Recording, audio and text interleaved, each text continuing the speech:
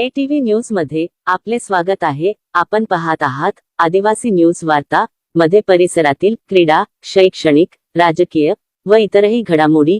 आता पाहूयात सविस्तर वृत्त। आदिवासी न्यूज वार्तासाठी नंदकुमार तोटेवाड। नांदेड जिल्ह्यातील उमरी तालुक्यात दुर्दैवी घटना। 20 तारेच्या धक्क्याने शेतकरी जागीच ठार। नांदेड उमरी तालुक्यातील मोजे निमटेक येथे आज अत्यंत दुर्दैवी घटना घडली आहे।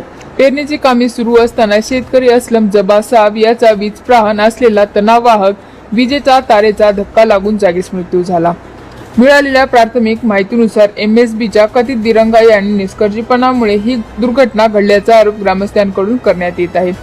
या अपघातात शेतकऱ्याचा एक बैलही मृत्युमुखी पडला होता।